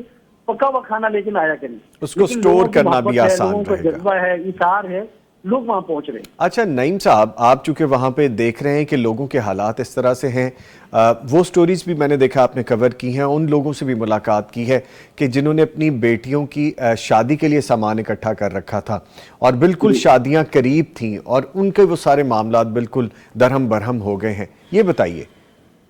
جی بالکل ایسا ہے. ہم نے وہاں مختلف لوگوں سے بات کی، بلکہ ہم جب بستیوں میں گئے تو ہم نے ایک ایک کیمپ میں جا کے لوگوں کے حالات جانے کہ آپ بتائیے آپ کا گھر کہاں تھا، کیا صورت بنی، کیا ہوا. ہم ایک ایک چیز پوچھتے رہے، لوگ ہمیں اپنی سٹوری بتاتے رہے. ایک سٹوری یہ تھی کہ ایک صاحب تھے جن کا بازو ٹوٹا ہوا تھا، اور وہ کہتے میں رکشے چلا سکتا ہوں، اس کے علاوہ میں مزدوری نہیں کر سکتا. سو وہ رکشہ چین کی رکشہ تھا، وہ پانی میں ہے. اس بھائی کو یہ پریشانی تھی کہ اب کیا ہوگا، یعنی یہاں تو چلے جو وقت گزرے گا کیمپوں میں وہ تو گزر جائے گا، جب میں واپس لوٹوں گا تو وہ میرا رکشہ بھی نہیں ہے، میرا واحد روزگار وہی تھا. اب وہ جب روزگار نہیں ہوگا تو پھر کیا ہوگا. وہ یہ پریشانی تھی. ہم نے وہ سٹوری بھی کی. اسی طرح یہ جو تھا ان کا یہ جو خاندان تھا، فیملی تھی جن کی بچی کی شادی تھی، اور یہ جو 16 تاریخ آ رہی 16 سپٹمبر، یہ ڈیٹ طے کی ہوئی تھی، اور جہیز کا سامان پورا گھر میں تھا، پانی آ گیا اور وہ سامان سارا چلا گیا. اب وہ جو ان کی والدہ تھی اس بیٹی کی، وہ کہہ رہی تھی، وہ رو رہی ہیں، وہ کہہ رہی تھی ہم تو مانگنے والے بھی نہیں ہیں، ہم سے تو مانگا بھی نہیں جاتا، اور ہمارا ضمیر بھی دوبارہ نہیں کرتا کہ ہم کسی کے آگے ہاتھ پھیلائیں. سو اس طرح کی دردناک کہانیاں لوگوں کی. لوگ یہ بھی سوچ رہے ہیں جب ہم ان سے بات کرتے تو لوگ اس مشکل میں بھی ہیں، یا یہ بھی سوچتے ہیں کہ چلیں یہ تقدیر تھی، یہ ہو گیا، اور یہ دن بھی گزر جائیں گے. جب گھروں کو لوٹیں گے تو کیا ہوگا، مکان گر گئے ہوں گے. اب ساری زندگی کی جمع پونجی تھی جو لگا کے مکان بنائے تھے، بنیادیں اگر بہ گئیں، گراڑیں آ گئیں، لینٹر گر گئے تو کیا ہوگا. تو لوگوں کے خدشات ہیں. ٹھیک ہے، اللہ تعالیٰ آپ کو بھی اپنی امان میں رکھے، اور اللہ تعالیٰ ہمارے ان تمام بہنوں، بھائیوں، بزرگوں، بڑوں، بچوں سب کو اپنی امان میں رکھے. اور جب یہ حالات نارمل ہو جائیں تو اللہ تعالیٰ ان کی زندگیوں کو بھی نارمل کر دیں. اور ایسا ہوگا، کیونکہ اللہ تعالیٰ نے اگر کوئی ایسا وقت دیا ہے تو اس کے بعد سہل وقت بھی ضرور آئے گا، اور ان سب کی پریشانی اللہ تعالیٰ حل کریں گے، جس میں ہمیں بھی ہمت حوصلہ کر کے ان کا بازو بننا چاہیے. نعیم الرحمان ناصف صاحب، بہت شکریہ آپ کا. بہت شکریہ سر، بہت شکریہ. جزاکم اللہ خیر. لے جی، نعیم الرحمان ناصف صاحب جو بات بتا رہے تھے مفتی صاحب، مجھے ایک چیز بار بار ذہن میں آ رہی ہے. شادی بچے کی ہو یا بچی کی ہو، تو اگر والدین نے پوری جمع پونجی لگا کے ایک بڑی عزم کے ساتھ، محبت کے ساتھ، محنت کے ساتھ کہ اب یہ نئے رشتے میں بندھیں گے اور ہم نے یہ محنت کر چھوڑی ہے، وہ سب کچھ لٹ پٹ جائے تو کیا کہیں گے مفتی صاحب؟ اللہ تعالیٰ ان کا حامی و ناصر ہو، اللہ تعالیٰ ان کا مددگار ہو، اللہ تعالیٰ ان کے غیب کے خزانوں سے مدد فرمائے، انشاءاللہ بہت اچھا ہو جائے گا ان کے ساتھ انتظام انشاءاللہ۔ انشاءاللہ۔ اور ایک چیز اور بھی ہے کہ آپ، میں یا کوئی ایسا بندہ جو کچھ بھی کر سکتے ہیں، ہمیں ان کا پہلے، اس سے پہلے کہ ان کا ہاتھ ایسے پھیلے وہ مجبور ہو جائے، ہمیں چپکے سے ان کے پاس پہنچ جانا چاہیے۔ اگر ہمیں پتہ چل جائے چپکے سے جا کے ان کی مدد کر دینی بڑی چاہیے۔ امید ہے کہ یہ جس کی سٹوری آپ بیان کر رہے ہیں نا، ان تک مدد کرنے والے بہت پہنچ جائیں گے انشاءاللہ۔ تو بلکہ میری بھی گزارش یہی ہے، ہمارے پیغام ٹی وی کے پلیٹ فارم سے گزارش یہی ہے کہ ایسے لوگ جو آپ کو پتہ چل جائیں، تھوڑی تحقیق بھی کر لیں، تھوڑی سی جستجو بھی کر لیں کہ آپ ان تک خود پہنچیں، آپ جائیں ان تک۔ یہ ہمارے ہی بچے ہیں، ہماری ہی بیٹیاں ہیں، ہمارے ہی لوگ ہیں، ہمارے ہی اپنے ہیں، تو جو بن پڑتا ہے وہ اللہ کی راہ میں دے آئیں۔ کہہ رہے ہیں کسی کا گھر بس جائے گا، کوئی آپ کو دل سے دعا دے دے گا، تو آپ یقین کیجئے کہ زندگی بڑی خوبصورت ہو جائے گی۔ نہ صرف یہ والی بلکہ آنے والی اصل زندگی جو آخرت کی ہے اس میں بھی بڑی خوبصورتی آ جائے گی۔ اللہ تعالیٰ برکتیں ڈالتے ہیں۔ لے جی، اس کے ساتھ ہی میں شکریہ ادا کروں گا اپنے معزز مہمان ہمارے ساتھ موجود رہے قاری عنایت اللہ صاحب۔ قاری صاحب، آپ کے آنے کا بہت شکریہ، اور ایسے صبر کے ساتھ اور ہمت کے ساتھ بیٹھنے کا شکریہ کہ گفتگو کے دوران ہم آپ کو نہیں شامل کر سکے، کیونکہ وقت ایسا چلا کہ پتہ ہی نہیں چلا، تو آپ کے آنے کا بہت شکریہ۔ لیکن مفتی صاحب کا شکریہ ہم ابھی بعد میں ادا کریں گے۔ مفتی صاحب، آپ ہمارے ساتھ ہیں، اس کا ہی شکریہ۔ لے جی، ملتے ہیں ایک بریک کے بعد، ہمارے ساتھ رہیے۔ اچھا، سیلاب کے حوالے سے جیسے بات ہو رہی ہے مفتی صاحب، ایک چیز میرے ذہن میں آ رہی تھی کہ آپ جب مدد کے بارے میں کسی کو کہتے ہیں کہ کسی کی مدد کی جائے تو اس میں تصدیق بھی کر لیں پہلے، کیونکہ ایسی بھی اب واقعات رپورٹس ہونے لگ گئے ہیں کہ لوگ مدد کی آڑ میں فراڈ کر رہے ہیں لوگوں سے، کہ اگر کسی کی مدد کے لیے کوئی چیز اکٹھی کرنی ہے، کوئی رقم اکٹھی کرنی ہے، تو پتہ چلتا ہے کہ وہاں تک پہنچی نہیں۔ اس پہ تھوڑی بات کریں گے، لیکن ابھی ہمارے ساتھ ایک مہمان لائن پہ موجود ہیں، پروفیسر عبدالرحمان شارق صاحب، اور سیکریٹری جنرل الفلاح فاؤنڈیشن پاکستان ہیں۔ ان کو ویلکم کریں گے اپنے شو میں۔ پروفیسر صاحب، السلام علیکم۔ وعلیکم السلام ورحمۃ اللہ وبرکاتہ۔ شکریہ آپ کے وقت کا۔ آپ فیلڈ میں رہتے ہیں، لوگوں کے حالات آئی وٹنس ہیں، آپ دیکھ رہے ہیں۔ فرمائے گا کہ جو حالیہ سیلاب میں الفلاح فاؤنڈیشن کے حوالے سے بتائے گا کن کن علاقوں میں ابھی ریلیف کی سرگرمیاں جاری رکھے ہوئے ہیں؟ سر، ایک تو آپ کا شکریہ، آپ کے پروگرام کا، آپ کی ٹیم کا، ویلکم۔ جو الفلاح کی آواز بنتے ہیں، دیگر جو ریلیف کی جو لوگ کام کر رہے ہیں ان کی آواز آپ عوام تک پہنچاتے ہیں، یہ اللہ تعالیٰ آپ کو جزا عطا فرمائے، بہت اچھی چیز ہے یہ۔ آمین آمین۔ تو صورتحال پر یہ ہے کہ ابھی جو پچھلے ماہ سے پورے ملک کے اندر جو صورتحال ہے، جی، پہلے ہم ماشاءاللہ ادھر باجوڑ پہنچے، منیر، پیر بابا، سوات، تو پچھلے ہمارا پورا تقریباً ماہ انہیں سرگرمیوں میں لگ گیا۔ الحمدللہ الفلاح والے ماشاءاللہ کارکنان اور ورکر اینڈ تک ماشاءاللہ پہنچے۔ ابھی یہ جو پچھلے ہفتے سے جو صورتحال پہنچی ہوئی ہے، ناروال کے اندر ہم گئے ہوئے تھے، جی، وہاں پر ماشاءاللہ ہمارے مقامی جو دوست ہیں بادشاہ وغیرہ، انہوں نے بھی بہت اچھا کام کیا ہے، ہم بھی ان کے ساتھ تھے۔ یوتھ فورس کے دوست بھی پہنچے ہیں۔ اسی طرح سیالکوٹ کے اندر ماشاءاللہ پوری کی پوری ٹیم ماشاءاللہ وہاں پر موجود ہے، گھر گھر میں کھانا پہنچایا جا رہا ہے، راشن پہنچایا جا رہا ہے۔ اب آج جو یہ ستلج کی بیلٹ ہے وہاں پر ہماری سرگرمیاں شروع ہیں الحمدللہ الفلاح کی طرف سے۔ ابھی بھی ہم نے ایک بڑا ادھر تقسیم راشن کا اور دیگر چیزوں کا پروگرام رکھا تھا بورے والا۔ جی، میں بورے والا میں جو ستلج کی جو بیلٹ ہے وہ اس جگہ پہ پہنچے ہوئے ہیں، سارے دوست بھی وہاں پر ہیں۔ اس کے بعد پھر انشاءاللہ آگے ملتان جانا ہے، اسی طرح آگے جلال پور اور چنوٹ کے اندر بھی ماشاءاللہ بہت زیادہ کام ہے۔ چنوٹ اور جنگ کے اندر بھی ماشاءاللہ الفلاح کی طرف سے سینکڑوں گرام الحمدللہ تعاون پہنچ رہا ہے، ریسکیو کیا جا رہا ہے اور راشن پہنچایا جا رہا ہے ماشاءاللہ۔ اچھا ڈاکٹر صاحب، یہ بھی بتائے گا جو متاثرین تک پہنچنے اور ان کی ضروریات کو پورا کرنے میں، وہاں تک پہنچنے میں بھی کچھ مشکلات ہیں، کچھ تکلیفیں ہیں، رکاوٹیں ہیں، وہ کون سی ایسی چیزیں ہیں جن رکاوٹوں کو عبور کر کے وہاں تک پہنچنا پڑتا ہے، یا کون سی ایسی چیزیں جو ہو جائیں تو زیادہ بہتر ہوگا؟ دیکھیں جی، اصل میں یہ جو دریا ہے نا جی، ظاہر ہے کہ اللہ تعالیٰ کا نظام ہے، یہ ایک کہنا تو نہیں چاہیے لیکن مست آتی ہے جو اب اس کا جو رستہ ہے، اگر وہ اپنے رستوں پہ چل رہا ہے، جن لوگوں نے ہمارا یہ ستلج اور راوی کا مسئلہ یہ تھا کہ اس کی جگہوں پہ لوگوں نے کاشتکاری شروع کی ہوئی تھی، گھر بنائے ہوئے تھے، اور جو دریا کی جو بیلٹ ہے وہ جب آپ دیکھتے ہیں نا یہ کنارے یا جو پل وہاں پر تو ٹھیک 2 کلومیٹر، لیکن آگے جا کے یہ جو دریا کا پیٹ ہے یہ 10 12 بعض جگہ پہ 15 کلومیٹر پہ آ جاتا ہے، کبھی کدھر سے کبھی کدھر سے۔ جی، تو ہے, کبھی بائیں چل پڑتا ہے. جی تو یہ اللہ تعالیٰ کے حکم کے ساتھ ہی ہے. ٹھیک ہے. اب وہ بستیاں جو ظاہر کشتیاں چاہیے, لوگ جو عام روٹین میں آ رہے ہیں وہ بس بظاہر باہر آئے ہیں اور کناروں پہ تقسیم کر کے اور چلے گئے. لیکن جو ٹیمیں ماشاءاللہ فیلڈ میں موجود ہیں انہیں اچھی طرح پتا ہے کہ یار کون سے گاؤں بالکل زیر آب آ گئے, کون سی بستیاں زیر آب آ گئی جہاں پر لوگ پہنچ نہیں پا رہے. تو پھر وہ الحمدللہ الفلاح والے بندے باقاعدہ کشتیوں کے ذریعے لائف جیکٹس پہن کے وہاں پر ماشاءاللہ راشن سامان تقسیم کر رہے ہیں الحمدللہ. ٹھیک ہے. اچھا ایک چیز اور بتائیے کہ آپ چونکہ وہاں پہ موجود ہیں تو آپ کی نظر میں سیلاب جیسی آفات کو مستقل بنیادوں پر اس کو حل کیا جا سکے, اس میں کیا ضرورت ہے؟ ایک تو بات آپ نے بتائی کہ راہداریوں کو بند نہ کیا جائے, اور ایسا کیا ہو سکتا ہے کہ متاثرین کو پائیدار سہولیات مل سکیں, یا وہ اپنی آبادیاں ہی وہاں نہ رکھیں جو راہ گزر ہیں؟ اصل میں سر اس میں سب سے بڑا مسئلہ میں سمجھتا ہوں کہ لوگوں کو ایجوکیٹ کرنے کا ہے. ہماری پبلک جو ہے وہ ایجوکیٹ ہونے کے لیے تیار نہیں ہے. جی ہر سال 2 سال بعد 3 سال بعد جب بھی یہ سیلاب آتے ہیں نا تو وہ یہی سمجھتے ہیں کہ یار دوبارہ نہیں آنا.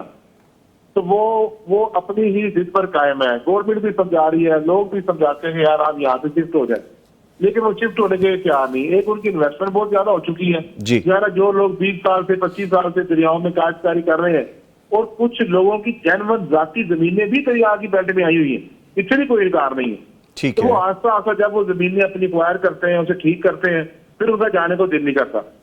تو اصل چیز ہے ایجوکیشن کی, کہ کم از کم جو ہیوی انویسٹمنٹ ہے اپنے گھر ہے کم از کم وہ ایک سائڈ پر رکھیں, ان جگہ پر بنائیں جہاں پر دریا نے نہیں آنا. دوسری اور اصل مسئلہ تو وہی ہے کہ یہ جو دریاؤں کا پانی آتا ہے یا سیلاب کا پانی آتا ہے تو ہم سارے متفق ہو کوئی ڈیمز بنائے جائیں یا چھوٹے چھوٹے بند بنائے جائیں تاکہ یہ مسئلہ ہمارا مشکل حل ہو, لیکن ابھی فی الحال ہوتا نظر نہیں آ رہا. ٹھیک ہے. اچھا ایک اور چیز بتائیے گا کہ آپ عوام کو کیا پیغام دینا چاہیں گے کہ اس مشکل گھڑی میں, اس ایسے کڑے وقت میں جب ہمارے سارے اپنے ہی ہیں یہ لوگ جو اس سے متاثر ہو گئے ہیں سیلاب سے بری طرح, اپنا کردار کیا ادا کریں اس مشکل گھڑی میں؟ میں سر ایک تو بات میں اللہ تعالیٰ کا شکر ادا کرتا ہوں, دوسرے نمبر پہ عوام کا بھی شکریہ ادا کرتا ہوں. یقین کریں پاکستانی عوام اتنی زبردست عوام ہے, اتنے کھلے دل کے لوگ ہیں, شاید ہی کوئی بندہ ہو جس نے تعاون نہ کیا ہو. مگر نہ ہر بندہ, ہر فیکٹری والا, ہر کاروباری بندہ, ہر بزنس مین, ہر ذمہ دار جو بڑے ذمہ دار ہیں, صاحب خیر ہیں, وہ کسی نہ کسی ذریعے سے ماشاءاللہ جو قوم اس وقت درد میں موجود ہے یا جو مصیبت میں آ گئے, جو سیلاب زدگان ہیں, ان کے ساتھ کھل کے تعاون کر رہے ہیں. یہ اللہ تعالیٰ ان کو جزا عطا فرمائے, میں ان کو اپریشیٹ کرنا چاہتا ہوں. دوسری چیز یہ ہے کہ کوشش یہ کریں کہ خود جا کے اپنے ہاتھوں سے تقسیم کریں, بہتر تو یہ ہے, یا اپنے نمائندے بھیجیں تاکہ ان کا دل مطمئن ہو. اور تیسری اہم چیز ہے کہ کوشش یہ کریں کہ جو مستند ادارے ہیں انہی کے ساتھ مل کر ہی اس کام کو آگے بڑھائیں, نہ کہ بعض لوگ ایسے بھی ہیں جو پھر مال بھی ضائع ہوتا ہے اور صحیح طرح وہ فنکشنل بھی نہیں کر سکتے, صحیح طرح پہنچا بھی نہیں سکتے. تو میں سمجھتا ہوں کہ لوگوں کو تعاون کرنا چاہیے اور بھرپور تعاون کرنا چاہیے سب سے. ٹھیک ہے, بہت شکریہ پروفیسر عبدالرحمان شارق صاحب ہمارے ساتھ موجود رہے, اور اللہ تعالیٰ آپ کو جزائے خیر عطا فرمائے. مفتی صاحب جیسے بھی ہم بات کر رہے تھے, یہ وہی بات اینڈ پہ ہو گئی کہ اگر آپ نے کسی کی مدد کرنی ہے سب سے بہترین حل تو یہ ہے کہ آپ خود جا کے مدد کر کے آئیں, یا پھر یہ ہے کہ اگر آپ کو پتہ ہے کہ مستند ادارے ہیں, آرگنائزیشنز ہیں, آپ کو پتہ ہے کہ یہ اسی جگہ خرچ ہوگا, جا کے اسی جگہ صرف ہوگا, پھر تو یہ سارے معاملات ٹھیک ہے. لیکن اگر آپ کو پتہ نہیں ہے تو آپ مت دیں. اگر آپ کو پتہ نہیں ہے کہ اس جگہ استعمال ہوگا یا نہیں ہوگا تو آپ کا سب سے بہتر کام یہ ہے کہ آپ خود جا کے اپنے ہاتھ سے مدد کر کے آئیں. فرمائیے گا. دیکھیں آپ لاہور سے 2 3 4 ٹرک تیار کر کے راشن کے دیگر سامان کے لے جاتے ہیں اور یہاں سے 300 400 کلومیٹر دور چلے جاتے ہیں, جی, اور آپ اس علاقے سے واقف نہیں ہیں, جی, تو آپ جہاں تک آپ کا ٹرک سڑک پر جائے گا نا, آپ وہاں تک ہی سفر کریں گے نا, جی, آگے تو نہیں جائیں گے. اب آپ نے بھی وہ 4 ٹرک ادھر اتار دیے اور لوگ جو قریب کے تھے انہوں نے آ کر وہ لے لیا. پچھلے سالوں میں بھی ایسا ہوا ہے اور اب بھی ایسا ہی ہو رہا ہے. اب دوسری پارٹی ایک اٹھی ہے, وہ بھی 2 3 ٹرک لے کر گئی ہے, تو وہ بھی وہیں تک پہنچے جہاں تک آپ پہنچے تھے, جبکہ اصل مستحق وہ ہیں جو دور دراز جہاں تک ٹرک پہنچ نہیں رہا, یا وہ خود یہاں نہیں آ یا وہ آ نہیں رہے, وہ بیچارے بھوکے بیٹھے ہیں, جی, ان تک نوالا نہیں پہنچ رہا. اور یہ جو سڑکوں کے قریب بیٹھے ہیں یہ ضرورت سے زیادہ مال اور سامان جمع کر رہے ہیں. اور بدقسمتی ایسی ہے جہاں اثار کرنے والوں کھلے دل سے قربانیاں دے کے سارا سامان لے کے جا رہے ہیں تو وہاں کچھ بد کردار بد نجتے لوگ بھی موجود ہیں جو یہ سارا سامان ان سے چھین لیتے ہیں. تو اس لیے میرا خیال ہے کہ آپ خود اکیلے کبھی بھی نہ جائیں. اگر آپ کا اپنا شوق ہو کہ میں اپنے ہاتھ سے جا کر سخاوت کروں تو جائیں کسی بڑی تنظیم کے ساتھ جو اس علاقے کے اندر اچھی شہرت رکھتے ہوں, ان کے وہاں پر پلیٹ فارم موجود ہوں, وہ آپ کو اپنے ساتھ لے جائیں اور پھر آپ ان گھروں تک پہنچے جہاں تک کوئی پہنچ نہیں رہا. یہ تو کوئی بات نہیں نا ہو کہ جتنی امداد ہو وہ ایک ہی جگہ پر آپ تقسیم کر کے واپس آ جائیں اور آگے 30-40 کلومیٹر 50 کلومیٹر دائیں بائیں چاروں طرف سیلاب میں لوگ گرے ہوئے ہیں اور وہاں تک کوئی بھی نہ پہنچے. تو اس لیے آپ امداد خود لے کر جائیں لیکن جائیں کسی وہاں کی مقامی تنظیم کے ساتھ مل کر. ایک بات تو یہ ہوگی مفتی صاحب. دوسری بات یہ ہے کہ میں نے دیکھا ہے کہ لوگ کیا کر رہے ہیں کہ جی میں فنڈز اکٹھے کر رہا ہوں اور میں جا کے کسی کی کوئی مدد کر کے آؤں گا. میرے علاقے میں ایسے لوگ ہیں کہ جو بہت زیادہ فیکٹریز میں آ گئے ہیں, جو بہت زیادہ متاثر ہیں, ان فیکٹریز کے لیے میں رقم اکٹھی کر رہا ہوں اور میں ان کے یہ کام کروا دوں گا. کوئی پیسہ وہاں نہیں جا رہا. انا للہ و انا الیہ راجعون. یہ بد دیانتی کی انتہا ہے. جب آپ نے ان لوگوں کے لیے نام پر لوگوں سے مدد اکٹھی کی ہے تو پھر یہ آپ کا حق نہیں ہے, یہ حق ان کا ہے. تو یہ کل قیامت کو پوچھا جائے گا کہ آپ نے امانت ان تک پہنچائی کہ نہیں پہنچائی. تو اس لیے ایسے لوگوں کو اللہ سے ڈر جانا چاہیے. ٹھیک ہے, ہمارے ساتھ اس وقت میاں چنو سے ہمارے نمائندہ موجود ہیں میاں شاہد صاحب. جی السلام علیکم میاں صاحب. وعلیکم السلام جناب. میاں صاحب شکریہ آپ نے وقت نکالا. مجھے بتائے گا میاں چنو کی حالیہ صورتحال کیا ہے, سیلاب کے بارے میں کیا اپڈیٹس ہیں آپ کے پاس؟ میاں چنو میں دریائے براوی میں اس وقت شدید فلڈ ہے اور 20 سے زائد دیہات جو ہے نا وہ زیر آب آ چکے ہیں, ان کی فصلیں تباہ ہو چکی ہیں. الفلاح فاؤنڈیشن پاکستان کے رضاکار میاں چنو کے متاثرہ علاقوں میں کھانا تقسیم کر رہے ہیں اور اپنے اسلام متاثرہ بھائیوں کی ہر طرح کی مدد کر رہے ہیں. جی ٹھیک ہے. اس میں کھانا جو آپ پہنچا رہے ہیں وہ کوکڈ ہے, پکا پکایا کھانا ہے, یا لوگوں کو ایسی اشیاء بھی بھیجی جا رہی ہیں جو 2-3 دن سٹور کی جا سکیں, جن کو اس طرح آپ کو پتہ ہے کہ تازہ کھانا 1-2 دفعہ کے بعد استعمال نہیں ہو سکتا, تو کیا پہنچایا جا رہا ہے؟ ایک تو ہم ان کو پکا ہوا کھانا جو ہے وہ مہیا کر رہے ہیں اور دوسرا ہم ان کو نا جو خود راشن ہے نا وہ بھیج رہے ہیں, وہ اسٹور کر سکیں اور 3-4 روز تک وہ استعمال کر سکیں. ٹھیک ہے. اچھا میاں صاحب یہ بھی بتائیے گا کہ لوگوں کا کیا کہنا ہے کہ ان کو کیا چیزیں مہیا کی جائے جو ان کی فوری ضرورت ہے, اشد ضروری ہے. جیسے بچے ہیں, بچوں کے لیے کچھ نہ کچھ پہنچانا ضروری ہے, خواتین ہیں ان کے لیے کچھ اپنے معاملات ہیں, مرد حضرات تو کسی نہ کسی طرح سے مینج کر لیتے ہیں. کیا وہ کہتے ہیں کہ ہمیں کیا چیز پہنچائی جائے؟ دیکھیے سب سے پہلے تو ان کو خوراک کی ضرورت ہے, اس کے بعد صاف پانی کی ضرورت ہے, اس کے بعد یہ دریائے گلٹ جو ہے یہ اس میں لوگوں نے مال مویشی رکھے ہوئے ہیں اور مال مویشیوں کے لیے چارہ بنڈا جات وغیرہ کی اشد ضرورت ہے, وہ ہم مہیا کر رہے ہیں. اس کے ساتھ ساتھ ہم ان کو کچھ راشن جو ہے وہ بھی بھیج رہے ہیں. اچھا میاں صاحب ایک چیز اور بتائیے کہ رہنے کے انتظامات کیا کیے جا رہے ہیں شیلٹر کے حوالے سے, جن لوگوں کے پاس اب چھت نہیں ہے, کیا خیمہ بستیاں بنائی جا رہی ہیں یا ان کو مدارس میں رکھا جا رہا ہے, سکولز میں جگہ دی جا رہی ہے, کہاں ان کو شیلٹر دیا جا رہا ہے؟ جو فلڈ سے متاثرہ علاقہ ہے ان علاقوں کے جو ہے مکانی کر چکے ہیں, ان کو مدارس میں, سرکاری اسکولوں میں, سرکاری ہسپتالوں میں اور سرکاری جگہوں پر مختلف بلڈنگوں میں رکھا جا رہا ہے اور ان کے لیے خیمہ بستیاں بھی بنائی گئی ہیں. ٹھیک ہے, بہت شکریہ میاں شاہد صاحب. میاں چنو سے ہمیں اپڈیٹ کر رہے تھے اور حالیہ جو صورتحال میاں چنو کی ہے اس کے حوالے سے ہمیں آگاہ کر رہے تھے. بڑی صاحب جیسے ابھی ہم کچھ دیر پہلے بات کر رہے تھے تو ایسے لوگوں کو خدا کا خوف کھانا چاہیے اور ایسے معاملات میں اس طرح کا کام, یہ میں کہتا ہوں کہ یہ تو بہت ایسی بات ہے کہ آپ کے سینے میں دل نہیں ہے کہ آپ ان لوگوں کے نام پہ پیسہ اکٹھا کر لیں کہ جو لوگ حقدار ہیں ان کو وہاں تک نہ پہنچائے. اللہ کا بڑا عذاب ہے اس بات پہ. کہیں اللہ کو راضی کرتے کرتے ناراض مزید ناراض کر بیٹھیں. جی جی. تو ایسے لوگ جو ہیں ان کو واقعتاً اللہ سے ڈر جانا چاہیے اور یہ امانتیں ہیں اور امانتوں کو پورے کے پورا پہنچانا ضروری ہے اور جو اس میں خیانت کرے گا تو کل قیامت والے دن اللہ کے نبی صلی اللہ علیہ وسلم کا بڑا ہی شدید فرمان ہے، دل کو دہلا دینے والا۔ اللہ کے نبی صلی اللہ علیہ وسلم فرماتے ہیں کہ ایک بندہ اونٹ اپنے کندھوں کے اوپر سوار لے کر آئے گا قیامت والے دن، اونٹ بلبلا رہا ہوگا، چیخے مار رہا ہوگا اور اس کو کاٹ رہا ہوگا، اور وہ آ کر کہے گا یا رسول اللہ اغیثنی، اللہ کے نبی میری مدد کیجئے، مجھے چھڑائیے۔ تو اللہ کے نبی صلی اللہ علیہ وسلم فرمائیں گے میں نے تمہیں پیغام دے دیا تھا کہ امانت میں خیانت نہیں کرنا، تو یہ جو تم نے چوری کیا تھا مال اب تیرے کندھوں پر سوار، اب خود ہی بھگتو۔ اسی طرح آپ نے گائے وغیرہ کے بارے میں کہا، بکریوں کے بارے میں کہا، سونے چاندی کے بارے میں کہا، جس نے جو چیز چرائی ہوگی، امانت میں خیانت کی ہوگی، بد دیانتی کی ہوگی، وہ اس کے کندھوں پر ہوگی اور اس کو عذاب ہو رہا ہوگا، اور جب وہ اللہ کے رسول صلی اللہ علیہ وسلم کے پاس پہنچے گا اور آپ کو مدد کے لیے پکارے گا تو اللہ کے نبی صلی اللہ علیہ وسلم صاف معذرت کر دیں گے کہ میں تیری کوئی مدد نہیں کر سکتا۔ اس سے بڑی محرومی اور کیا ہوگی؟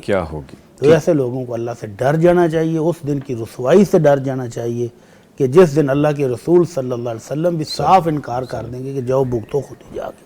ٹھیک ہے، اور یہ بات میں نے اس لیے بھی کی کہ جو لوگ مجھے میسیجز کر رہے تھے، جو مجھ سے رابطہ کر رہے تھے کہ آپ اپنا بتائیے کہ ہم ڈونیشن کہاں پہ دیں، آپ بتائیے کہ پیسے کہاں پہ دیں، آپ کسی کو پیسے مت بھیجیے، آپ مجھے مت بھیجیے، آپ پیغام ٹی وی کو بھیجیے۔ پیغام ٹی وی کا آفیشیل پیج ہے، ہمارے اکاؤنٹ نمبرز ابھی آپ نیچے سکرول بار میں دیکھ رہے ہوں گے، وہ مینشن ہے۔ اس کے ساتھ ساتھ آپ پیغام ٹی وی پہ لائیو کال کر کے رابطہ کر سکتے ہیں، واٹس ایپ کے نمبر پہ رابطہ کر سکتے ہیں، آپ ادھر رابطہ کیجئے اور یہاں پہ دیجئے جو بھی رقم آپ دینا چاہتے ہیں۔ پیغام ٹی وی کی ٹیم موجود ہے، ہم لوگ ان بستیوں میں جا رہے ہیں، ان علاقوں میں جا رہے ہیں، یہاں پہ آپ نے جو بھی ڈونیٹ کرنا ہے وہ کریں تاکہ وہ ان حقداروں تک پہنچ سکے جن کو اس وقت اشد ضروری ہے، اور ان تک پہنچنا ہم نے اپنا مشن بنا رکھا ہے۔ پیغام ٹی وی اس پہ کام کر رہا ہے۔ اچھا، ہمارے اور ہے جی ایک کالر ہے، اس کے بعد میں دوبارہ حاضر ہوتا ہوں۔ نمائندہ ساہیوال محمد صدیق صاحب ہمارے ساتھ موجود ہیں۔ جی السلام علیکم۔ وعلیکم السلام ورحمۃ اللہ وبرکاتہ۔ محمد صدیق صاحب فرمائیے گا کہ ساہیوال کی صورتحال کیا ہے، سیلاب کے بعد اب وہاں پہ کیا کس طرح سے امدادی سرگرمیاں جاری ہیں، اور ارد گرد کی پٹی میں ابھی بھی سیلابی ریلا ہے، پانی ہے وہاں پہ؟ السلام علیکم سر۔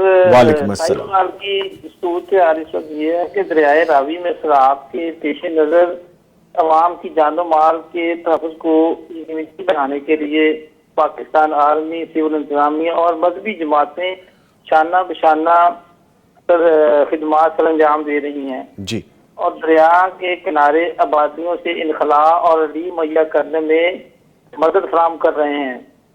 فیلڈ میں موجود جوانوں ریسکیو عملے اور جذبہ خدمت کو پیش کرتے ہیں۔ اس مشکل گھڑی میں پاک فوج ضلعی انتظامیہ کے ساتھ مل کر ریلیف اور سرگرمیوں میں حصہ لے رہے ہیں۔ سیلاب سے ضلع کے اب تک 49 موضوعات متاثر ہوئے ہیں، جن میں سے 27 موضوعات تحصیل ساہیوال اور 22 موضوعات چیتا ہوتی میں واقع ہیں۔ جی، اللہ کا شکر ہے کہ کسی بھی قسم کی جانی نقصان کی اور معیشت کے نقصان کو اللہ نے ساہیوال کو بچا رکھا ہے۔ ماشاءاللہ، ٹھیک ہے۔ آپ کو سن رہے ہیں مفتی مولانا محمد اجمل بھٹی صاحب، آپ ان سے بھی بات کر سکتے ہیں۔ میرے ساتھ بات کیجئے۔ السلام علیکم ورحمۃ اللہ۔ السلام جی، شیخ صاحب کیا حال ہے جی؟ ٹھیک ٹھاک ہیں جی، اللہ کا شکر الحمدللہ۔ اللہ تعالیٰ جی اہل ساہیوال کو صحت اور سلامتی کے ساتھ رکھے، اپنی حفظ و امان میں رکھے، اور اللہ تعالیٰ اپنی برکتوں سے نوازے اور رحمتوں سے نوازے۔ آمین آمین آمین۔ ٹھیک ہے جی، مفتی صاحب نے بھی بات کر لی، اور ہمارا وہاں کا ساہیوال کا جو لیٹسٹ ابھی اپڈیٹ تھا وہ ہمیں محمد صدیق صاحب نے بتا دیا۔ محمد صدیق صاحب شکریہ اپڈیٹ کرنے کے لیے، بارک اللہ۔ مفتی صاحب جیسے ہم بات کر رہے تھے تو آپ کچھ کہنا چاہ رہے تھے، لیکن ہمیں جی میں یہ عرض کرنا چاہ رہا ہوں کہ جتنی بھی تنظیمیں ہیں نا وہ جا رہی ہیں اور سب کا مین فوکس ہے خوراک پر۔ جی، تو جہاں تک میری معلومات ہیں، جو دیہات زیر آب ہیں نا، اور اگر کوئی لوگ اپنے گھروں میں ابھی بیٹھے ہوئے ہیں جی، تو ان کو خوراک کی ایسا اتنی ضرورت نہیں ہوتی جتنی ان کے جانوروں کو چارے کی ضرورت ہے۔ جی، کیونکہ دیہات کا سسٹم ایسا ہوتا ہے کہ وہاں سال کی گندم، سال کے چاول، اناج یہ لوگ سٹور رکھتے ہیں، یہ ان کی شارٹیج نہیں ہوگی انشاءاللہ۔ میری امید ہے کہ ان چیزوں کی شارٹیج حقیقت ہے، تو پھر اس کو دے. جی ابھی میں نے رات کو ایک ویڈیو دیکھی کہ ایک جگہ پر ایک ریسکیو والا دوست چاول پیکٹ لے کر پہنچا ہے اور آگے اماں تندور جلا رہی تھی روٹیاں پکانے کے لیے. اللہ اکبر. یعنی کہ معاملات پانی چاروں طرف ہے جی، لیکن جہاں ان کا گھر ہے وہاں ان کے پاس لکڑیاں جلانے کے لیے بھی ہیں, تندور بھی ہے اور کھانے کے لیے آٹا بھی موجود ہے. الحمدللہ, اچھی بات ہے.